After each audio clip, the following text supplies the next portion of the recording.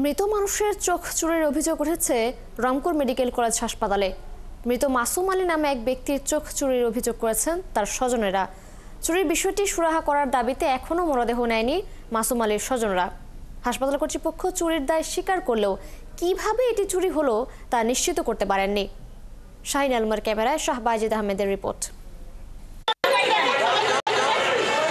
রংপুর নগরীর পরশুরাম থানার বুড়িরহাট বাহাদুর সিং মাস্টার পাড়ার বাসিন্দা মাসুম আলী মঙ্গলবার এক পারিবারিক দ্বন্দ্বে গুরুতর আহত হন তিনি। বিকেলের দিকে হাসপাতালে আনা হলে চিকিৎসক মৃত ঘোষণা করেন। স্বজনরা জানান, পোস্টমর্টমের জন্য মরদেহটি রাখা হয় হাসপাতালের মর্গে। বুধবার সকালে পোস্টমর্টমের সময় দেখা যায় মরদেহটির দুটি চোখ নেই। মারা গেছে, মানে মর্গে রাখছি আজকে যে পোস্টমর্টম যে করবো তা করার আজকে দেখি মানে চোখ নেই। মর্গে থেকে লাশ বের করার পর দেখতেছি তার দুইটা চোখ পুরো উঠাই নেওয়া হয়েছে। ক্ষুব্ধ স্বজনরা জানান, প্রথমত হাসপাতাল কর্তৃপক্ষের অবহেলার কারণে এমন ঘটনা হতে পারে। এত বড় একটি হাসপাতালের মরদেহের নিরাপত্তা ব্যবস্থা দুর্বল হওয়া খুবই দুঃখজনক। এর সঙ্গে জড়িতদের শাস্তি হওয়া উচিত। আমরা এখন পোস্টমর্টমের কাছে নিয়ে যাব, তখন দেখতেছি চোখ নাই। এখন ওনারা বাজে একটা অজুহাত দিচ্ছে যে চিকা নিয়ে গেছে। এখানে রক্ষকে ভক্ষক হইলো, তাহলে আমাদের এই লাশ এখানে রেখে কি লাভ হইলো? তাহলে তো আমরা নিজেরাই আসিয়ে পাহারা দিয়ে রাখতে পারতাম। এদিকে মঙ্গলবার নিহত মাসুমের সুরতহাল করেন সাব ইন্সপেক্টর হানিফ। তিনি জানান, প্রাথমিক সুরতহালে তিনি চোখের কোনো ত্রুটি পাননি।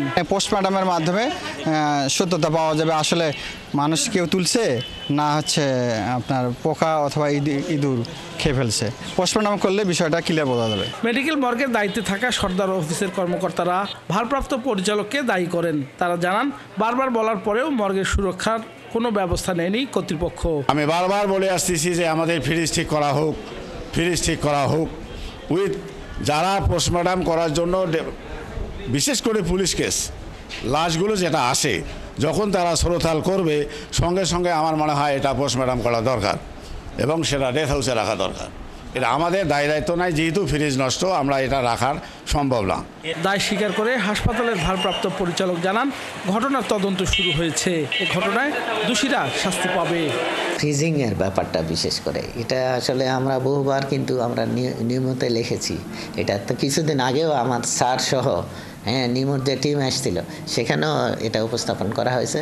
তা ওনারা এটাতে সময় নিছে কিছু, তো এটার ব্যাপারে খুব দ্রুত পদক্ষেপ নেওয়া হবে আর কি এই ফ্রিজিংয়ের ব্যাপারটা নিয়ে। হাসপাতালের আশেপাশের বাসিন্দারা জানান, মর্গ থেকে মরদেহের অঙ্গ প্রত্যঙ্গ চুরির ঘটনা এটাই প্রথম নয়। এর আগেও এরকম অভিযোগ পাওয়া গেছে।